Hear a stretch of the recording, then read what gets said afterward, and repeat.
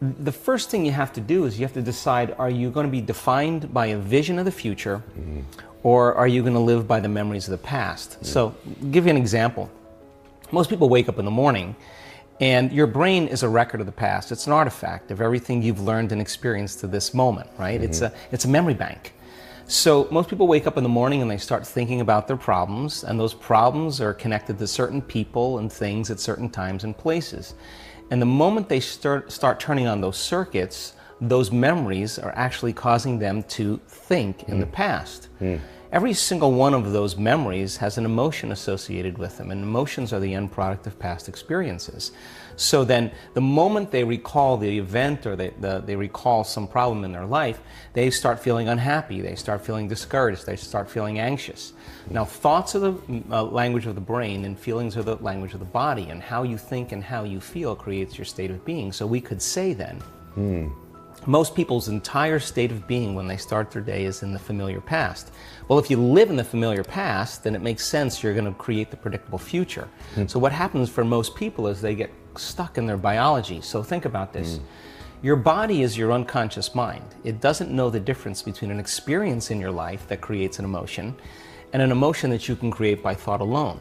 So if you're living by the same emotion every single day, and those emotions are influencing your thoughts, and you can't think greater than how you feel, or feelings have become the means of thinking, you're thinking in the past. Your lens of the future is going to be colored by the past, so you can't see possibilities. So most people like to wait for crisis or disease or diagnosis before they wake up enough to see. Well, the challenge is that biology tends to be redundant. So if you keep thinking the same thoughts, and those thoughts begin to fire certain circuits in your brain, the nerve cells that fire together wire together, so all of a sudden you start getting hardwired, and those are the thoughts that you can think the easiest.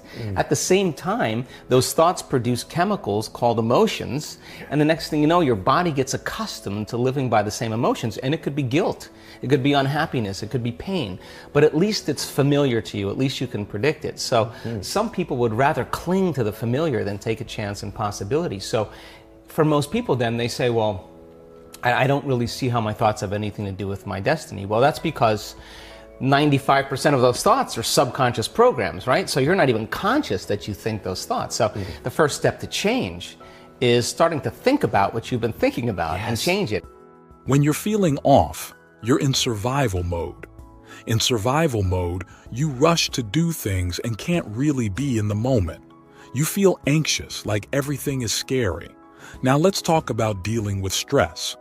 Watching too much news can make you feel overwhelmed. So what can you do when you're feeling stressed? Well, when we feel threatened, our bodies go into survival mode, which throws us off balance. So the key is to calm down. Take a moment to slow your heart rate and think calmly.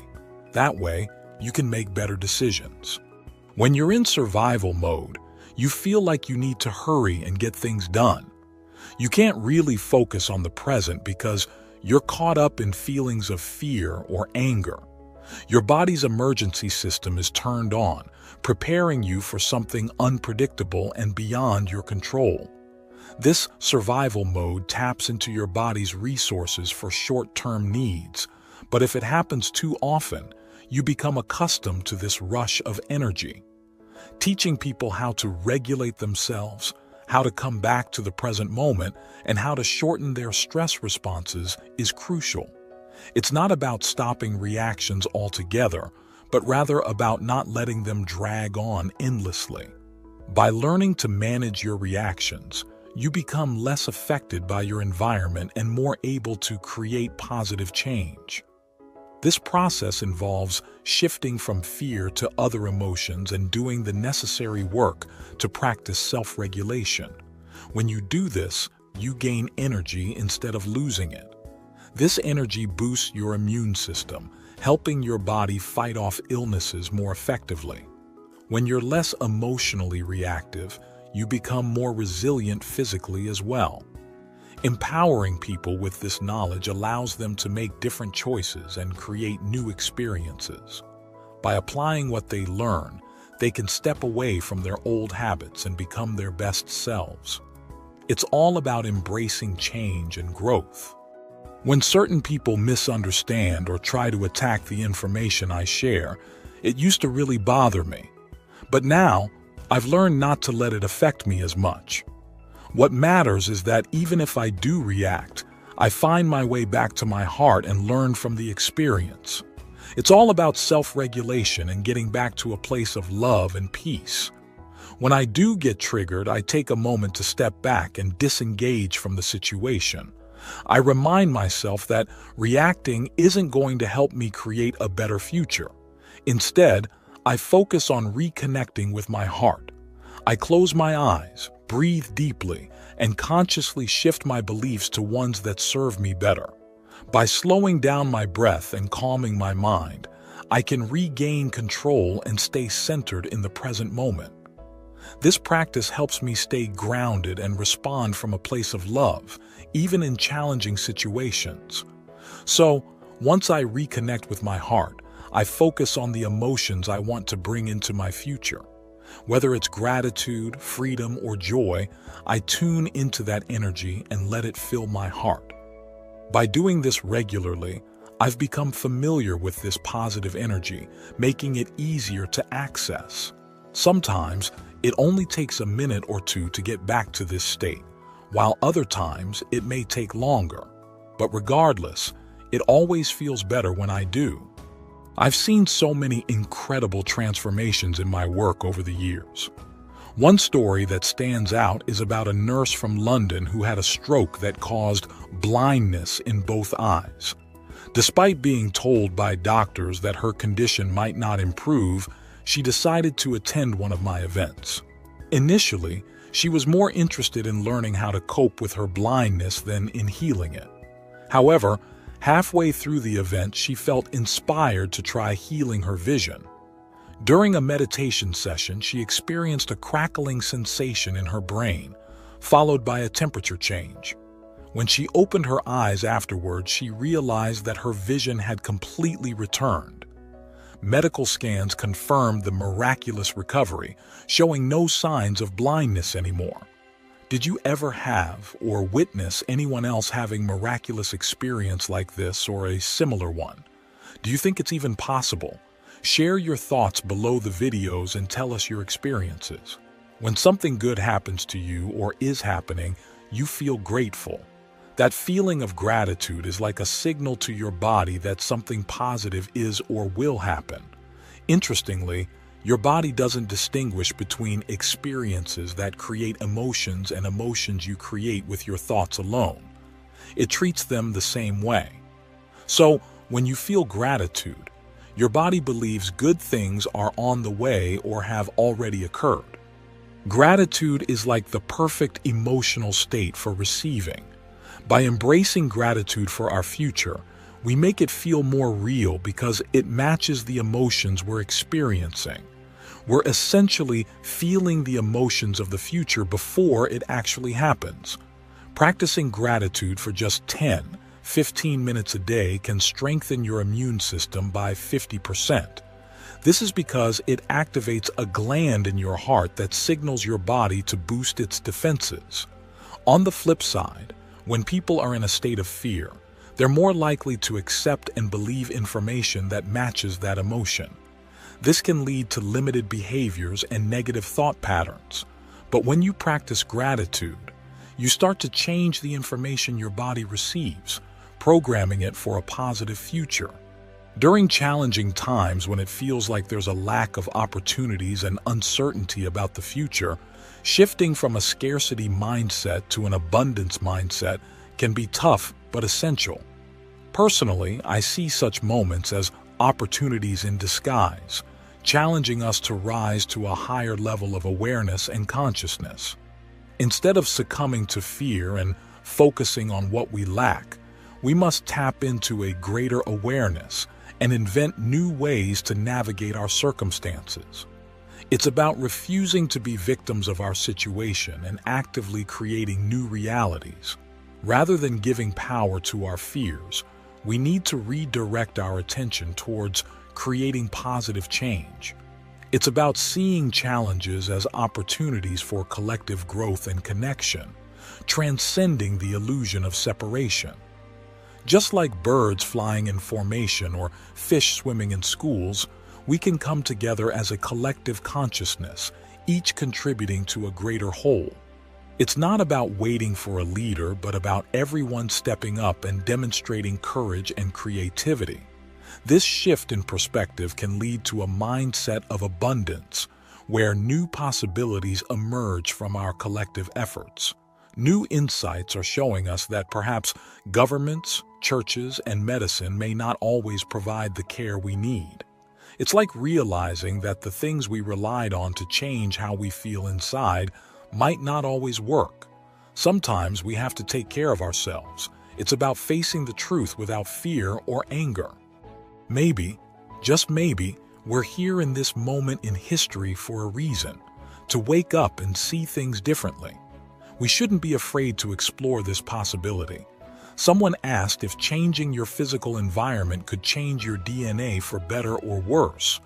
Well, it's not just about changing where you are physically. It's about changing how you think and feel in that environment.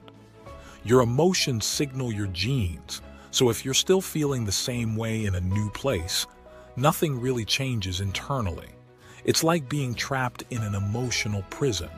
But if you shift your mindset, you can start expressing new genes and creating a better life for yourself. The key is to match your clear intentions for the future with positive emotions. By doing so, you're not waiting for things to change. You're making them change. That's true transformation. When you're too fixated on a specific outcome, it can mess with your ability to bring things into reality.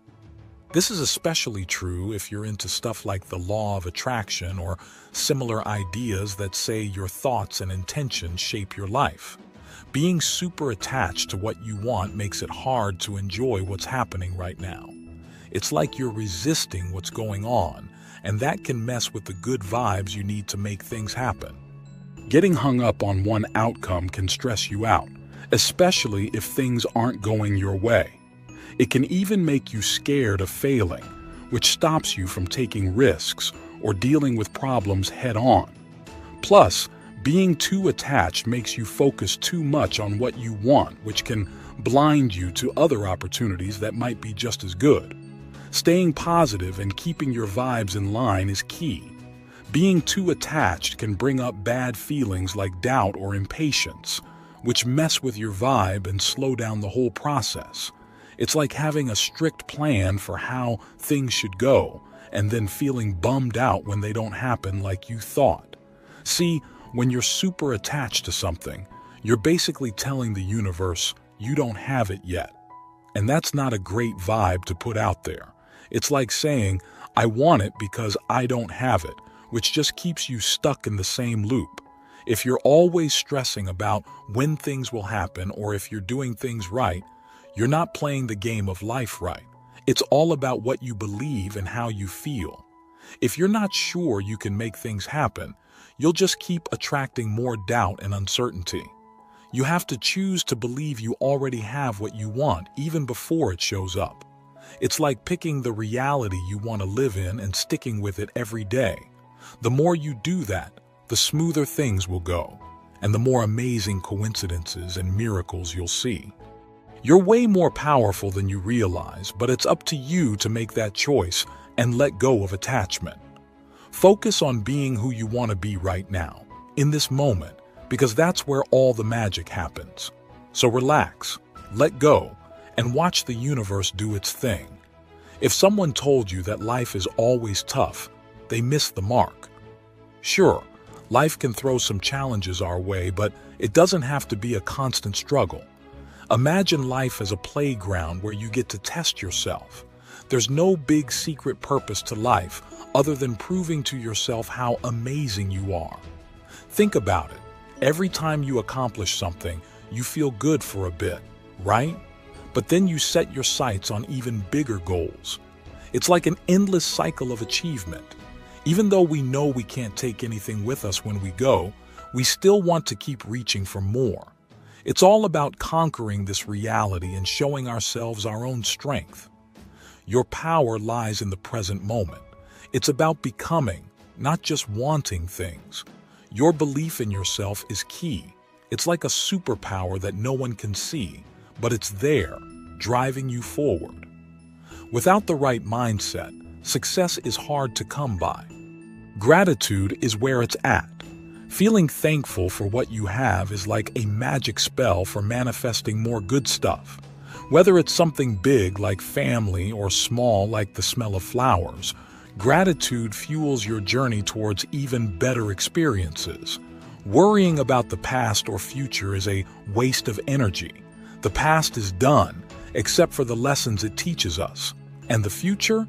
Well, it's not real, it's just a figment of our imagination. All we really have is the present moment. So instead of stressing about what's to come, focus on what you want right now. Visualize your ideal future and start acting like you're already living it. That's how you make things happen. Once you grasp this, your whole approach to life will change for the better. Don't forget to subscribe and keep watching the videos to your left and right for more insightful content like this. Your support means everything to us, and we're committed to bringing you valuable knowledge and inspiration. So hit that subscribe button and stay tuned for more.